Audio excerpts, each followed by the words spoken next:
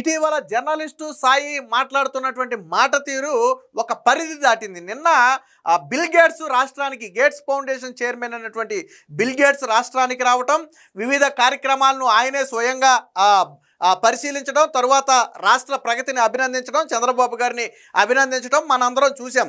So bill gates అంటే ప్రపంచంలో తెలియని వ్యక్తి లేడు, ఆ విషయం మనందరికీ తెలిసిందే. సో నిన్న నేషనల్ మీడియా అంతా కూడా చంద్రబాబు గారితో బిల్ గేట్స్ నిర్వహిస్తున్నటువంటి ఈ ప్రోగ్రామ్స్ మీదే దృష్టి పెట్టి ఒక రకంగా ఆశ్చర్యం కూడా పోయింది. ఆయనతో అంత టైం స్పెండ్ చేయడంతో పాటు అటు ఆర్టీజీఎస్కి, ఇటు వ్యవసాయ క్షేత్రంలోకి, అలాగే ఇతర మీటింగుల్లోకి, అంటే అంత టైం స్పెండ్ చేయడం అనేది ఆశ్చర్యపోయారు. స్వయంగా బిల్ గేట్సే వ్యవసాయ క్షేత్రంలోకి వెళ్ళాడు, రైతులతో ఆయనే మాట్లాడాడు స్వయంగా. సో ఇవన్నీ ఆశ్చర్యపోయారు. స్వయంగా రైతులు చేసిన వంటకాలను బిల్ గేట్స్ టేస్ట్ కూడా చేశాడు. సో ఇంత పాజిటివ్ వేవ్ అనేది రాష్ట్రంలో ఉంటే నిన్న జగన్మోహన్ రెడ్డి గిట్టదు కాబట్టి ఒకరిని బయటకు తీసుకొచ్చారు. ఎవరిని అంటే వైసీపీ పేటీఎం లిస్టులో ఉన్నటువంటి జర్నలిస్టు సాయిని. ఇది నేను చెప్పాల, పేటీఎం అనేది విజయసాయి రెడ్డి స్వయంగా చెప్పాడు. అప్పటి వరకు ఏదైతే వైసీపీ పార్టీ పెయిడ్ చేసే యూట్యూబ్ ఛానల్స్ ఉన్నాయో అందులో ఈ ఛానల్ కూడా ఒకటి, జర్నలిస్టు సాయి ఛానల్ కూడా ఒకటి. ఇది స్వయంగా విజయసాయి రెడ్డి చెప్పాడు కాబట్టి నేను పేటీఎం తీసుకునే జర్నలిస్ట్ అని ఎందుకు అన్నానంటే అందుకే అన్నాను. నిన్న చాలా తీవ్రమైన వ్యాఖ్యలు చేశాడు. మరొక రకంగా రాష్ట్ర ప్రభుత్వం ఏమైనా చర్యలు కూడా తీసుకుంటుందేమో మరి వేచి చూడాలి. ఏంటంటే సరే, ఆ వీడియో మన దగ్గర అయితే ఉంది కానీ మనం ప్లే చేసి చూపించకూడదు, కాపీరైట్స్ ఇష్యూ ఉంటాయి కాబట్టి ఆ ప్లే చేసి చూపించలేదు. జర్నలిస్టు సాయి ఛానల్లో ఉండే ఉంటుంది, మీరు మరి ఉందా డిలీట్ చేసాడో మనకైతే తెలియదు కానీ సోషల్ మీడియాలో అయితే తిరుగుతుంది. ఏమని మాట్లాడాడు అంటే, బిల్ గేట్స్ అనే ఒక వ్యక్తిని ఏకంగా దేశద్రోహిగా చిత్రీకరించి మాట్లాడినటువంటి వ్యక్తి జర్నలిస్టు సాయి. బిల్ గేట్స్ అనే ఒక వ్యక్తి ప్రపంచాన్ని పట్టి పీడిస్తున్నటువంటి చీడలాగా ఆయన్ని పోల్చి మాట్లాడినటువంటి వ్యక్తి సాయిరెడ్డి. సో ఎంత దారుణమైనటువంటి మాటలు అంటే ఏంటి, బిల్ గేట్స్ మీద ఎందుకు ఇంత వ్యతిరేకత నాకు అర్థం కాల. బిల్ గేట్స్ అనే ఒక వ్యక్తి అంట ప్రపంచ ఆరోగ్య రంగానికి పట్టినటువంటి ఒక పీడలాగా ఆయన మాట్లాడటం జరిగింది. అసలు బిల్ గేట్స్ అంటేనే ఆయన సేవా కార్యక్రమాలు అలాగే డెవలప్మెంట్కి సంబంధించినటువంటి వ్యక్తి. సాధారణంగా బిల్ గేట్స్ అంటే మనకి మైక్రోసాఫ్ట్ గుర్తు వస్తుంది. ఇప్పుడు ప్రధానంగా ఆయన ఫౌండేషన్ ఏంటంటే ఆరోగ్య రంగంలో కీలకమైనటువంటి ప్రాజెక్టులు చేపట్టింది. అందులో ఒక ప్రాజెక్టు సంజీవని ప్రాజెక్టులో మన ఆంధ్రప్రదేశ్ భాగస్వామ్యం ఆల్రెడీ కుప్పంలో ఇంప్లిమెంట్ కూడా జరుగుతుంది. సో అంటే ప్రపంచానికి, అంటే ఆరోగ్య రంగానికి ఈయన చేసినటువంటి దీని గురించి ప్రపంచమే గొప్పగా చెబుతుంటే ఇక్కడ సాయి మాత్రం చాలా నీచంగా పోల్చి మాట్లాడాడు.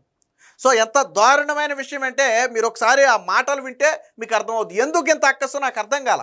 బిల్ గేట్స్ని ఏకంగా దేశద్రోహి లాంటి వ్యక్తిని తీసుకొచ్చి ఎందుకు చంద్రబాబు నాయుడు నెత్తి మీద పెట్టుకుంటున్నాడు? ఒకప్పుడు మైక్రోసాఫ్ట్ అంటే అందరూ అభినందించారు, కానీ ఈరోజు ఆరోగ్య రంగానికి, అంటే అసలు వ్యాధులు సృష్టిస్తున్నదే ఆయన అన్నట్టుగా మాట్లాడాడు. అంటే ఇంత నీచంగా ఎందుకు దిగజారి మాట్లాడాడు నాకు అర్థం కాల. ఒక పక్క బిల్ గేట్స్ రాక రాష్ట్రానికి ఒక వరం లాంటిది, ఇది మరింత రాష్ట్రానికి పెట్టుబడులకు మరింత ఊతాన్ని ఇస్తుంది అని చెప్పి ప్రపంచమే మాట్లాడుకుంటుంటే ఆ బిల్ గేట్స్ అనే ఒక వ్యక్తిని అత్యంత నీచంగా చిత్రీకరించి మాట్లాడటం అనేది నాకు పాలుపోవట్లేదు అసలు. మరి దీని మీద రాష్ట్ర ప్రభుత్వం చర్యలు తీసుకోవాలి. ఎందుకంటే ఇప్పుడు అలాంటి వ్యక్తి ఆంధ్రప్రదేశ్ వచ్చినప్పుడు ఇలాంటి వాళ్ళు ఏకంగా దేశద్రోహి అనే ఒక పదాన్ని కూడా వాడాడు. దేశానికే దేశద్రోహి లాంటి పదం వాడాడు. అలాంటి పదాలు ఎవరికి వాడతాం మనం తెలుసు కదా. సో దేశద్రోహి పదం లాంటి పదం బిల్ గేట్స్కి వాడటం అంటే నాకు అర్థం కాల. అంటే బిల్ గేట్స్ అనే ఒక వ్యక్తి ఆరోగ్య రంగంలో ఆయన కొన్ని ప్రాజెక్టులు చేస్తున్నాడు, కానీ వీళ్ళనేది ఏంటి, అసలు ఆయన వల్లే ఒక వ్యాక్సిన్ కోసం ప్రపంచాన్ని నాశనం చేసినటువంటి వ్యక్తి అని చెప్పి బిల్ గేట్స్ మీద ఒక అభాండం కూడా వేశాడు. వాస్తవానికి ఇవన్నీ ఎక్కడా కూడా ప్రూవ్ అయినాయి కాదు. ఎవరో ఎంత నీచంగా మాట్లాడాల బిల్ గేట్స్ గురించి. బిల్ గేట్స్ అంటే మొదటి గుర్తొచ్చేదే మనకి హ్యూమానిటీ ఫస్ట్ వింగ్లో. మరి ఎందుకు నిన్న జర్నలిస్టు సాయికి ఇంత అక్కసు పొడుచుకొచ్చిందంటే మేబీ జగన్మోహన్ రెడ్డి రంగంలో దింపుంటాడు. ఆల్రెడీ ఒక పక్క పాజిటివ్ తన్నుకుంటూ వస్తుంది కాబట్టి బిల్ గేట్స్ మీద తీవ్రమైన వ్యాఖ్యలు చేసి దాన్ని డౌన్ చేయాలి. బిల్ గేట్స్ అనే వ్యక్తి రాష్ట్రానికి రావటం వల్ల లాభం కంటే నష్టమే ఎక్కువ జరుగుతుందనే విషయాన్ని ప్రజలకి చెప్పాలనుకున్నాడేమో నాకు అర్థం కాల. ఆయన అటు వ్యవసాయ రంగంలోనూ కొంత ఆయన పాత్ర ఉంది, ఆరోగ్య రంగంలో కూడా ఆయన పాత్ర ఉంది. సో ఆయన multiple projects, bill gates foundation అనేది, గేట్స్ ఫౌండేషన్ అనేది మల్టిపుల్ ప్రాజెక్టులు చేపట్టింది. ఆయన ఏమి మన రాష్ట్రానికో మన దేశానికో వచ్చాడు కదా, ఆయన ప్రపంచవ్యాప్తంగా తిరిగేటువంటి వ్యక్తి, ప్రపంచమే ఆయన రాక కోసం ఎదురు చూసేటువంటి వ్యక్తి. మన ఆంధ్రప్రదేశ్కి రావటాన్ని మనం గర్వంగా ఫీల్ అవ్వాల్సింది పోయి, సరే ఆయన వల్ల మంచి జరిగిందా చెడు జరిగిందా కాసేపు పక్కన పెడదాం, అలాంటి వ్యక్తి రాష్ట్రానికి రావడం అనేది రాష్ట్రానికి ఖచ్చితంగా పాజిటివ్ వైపే. మరి ఎందుకు జర్నలిస్టు సాయికి అంత అక్కసు వచ్చింది నాకు అర్థం కాల. అంటే వైద్య రంగాన్ని మొత్తాన్ని ఈయనే చేతుల్లో పెట్టుకుని ఆడిస్తున్నాడన్న స్థాయిలో వ్యాఖ్యలు చేశాడు. పోనీ ఫలానా ఇదిగో ఇది రీజన్, నేను బిల్ గేట్స్ విమర్శించడానికి ఇది రీజన్, ఆయన చేసిన ఈ పని వల్ల ఇదిగో ఇంతమందికి నష్టం జరిగింది, లేదా దీనివల్ల వీళ్ళు సఫర్ అయ్యారు అని ఏదైనా ఒకటి చెప్పుండుంటే బాగుండేది. అలాంటివేవి కూడా చెప్పకుండా బిల్ గేట్స్ మీద ఆ స్థాయి నిందలు, ఆ స్థాయి ఆరోపణలు చేసి మాట్లాడటం అనేది నాకు తెలిసి జగన్మోహన్ రెడ్డి రంగంలో దింపుంటాడు.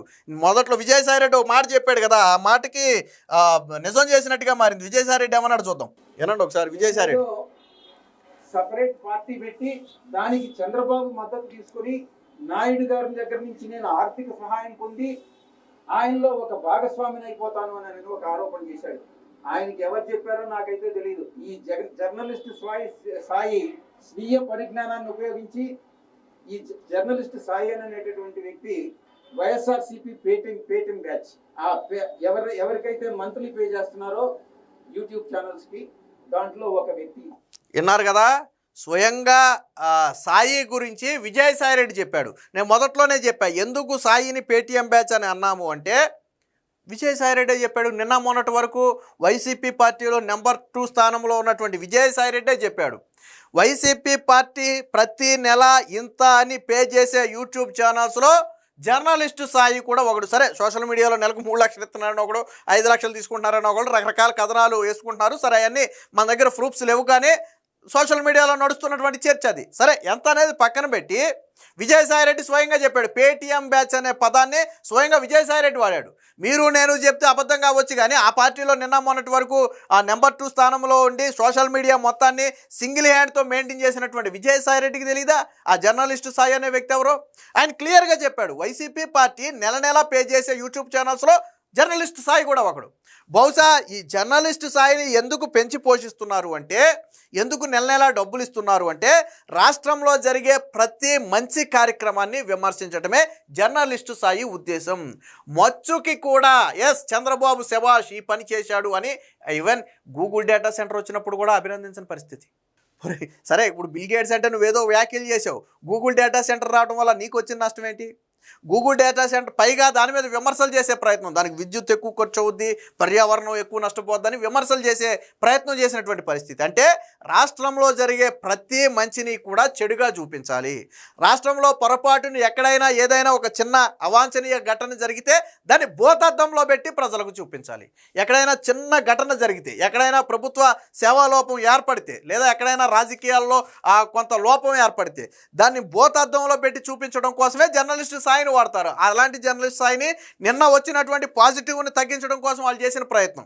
సరే, బిల్ గేట్స్ మీద విమర్శలు చేయటం అంటే సరే ఆయన వల్ల పెద్ద రాష్ట్రానికి ఉపయోగం ఏమి ఉండదో, ఎప్పుడో మైక్రోసాఫ్ట్ ఉపయోగం ఉంది, ఇప్పుడు లేదు, ఆ టైప్ విమర్శలు ఓకే.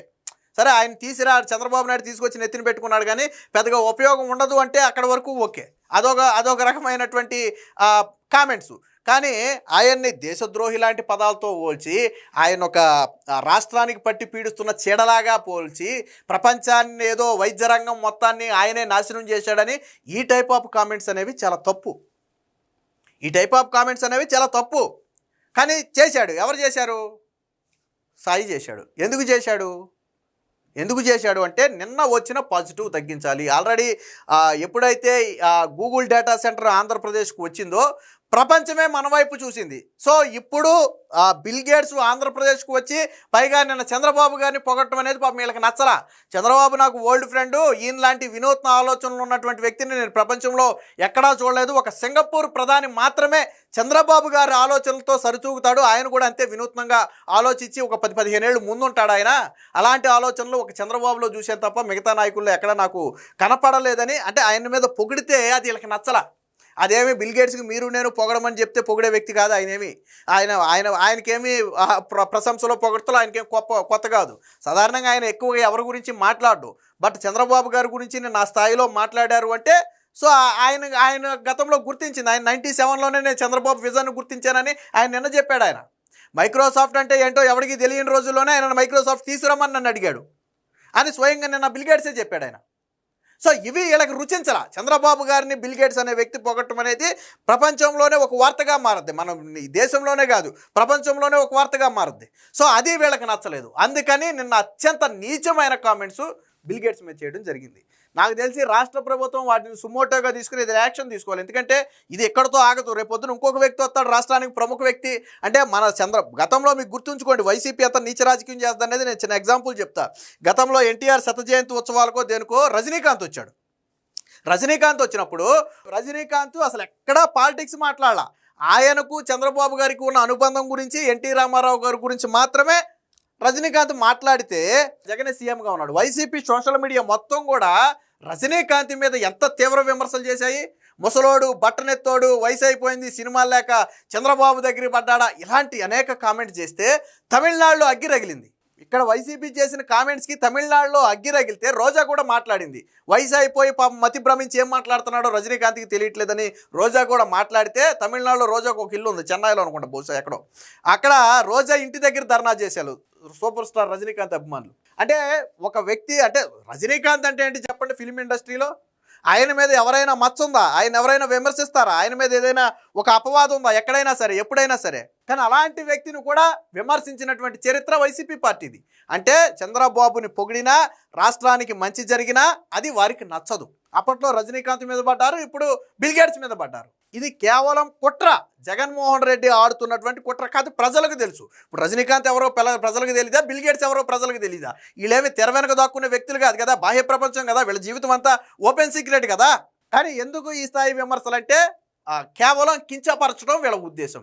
సో నాకు తెలిసి రాష్ట్ర ప్రభుత్వం యాక్షన్ తీసుకోవాలి. ఎందుకంటే ఇది ఎక్కడితో ఆగదు. రేపొద్దున ఇంకా ఎవరో ప్రముఖ వ్యక్తి రాష్ట్రానికి వస్తాడు, ఆ వ్యక్తిని విమర్శిస్తారు. లేదా ఇంకో ప్రముఖ వ్యక్తి వస్తాడు, ఆ వ్యక్తిని విమర్శిస్తారు. రేపొద్దున ఇది ఎలా మారిపోద్ది అంటే రాష్ట్రానికి వచ్చే ప్రతి వ్యక్తిని విమర్శించడమే వీళ్ళు పనిగా పెట్టుకుంటారు. సో ఇది రాష్ట్రానికి కూడా అంత మంచిది కాదు. పెట్టుబడుల దృష్టే కావచ్చు, లేదా ఇంకో దృష్టే కావచ్చు, అంత మంచిది కూడా కాదు. రాష్ట్ర ప్రభుత్వం వెంటనే ఆ సాయి మీద దీన్ని సుమోటోగా తీసుకుని ఏదైనా యాక్షన్ తీసుకుని ఒక స్ట్రిక్ట్ వార్నింగ్ ఇస్తే తప్ప ఇలాంటి పేటీఎం బ్యాచ్ చేసే అరాచకాలన్నీ కూడా ఆగే పరిస్థితి అయితే లేదు.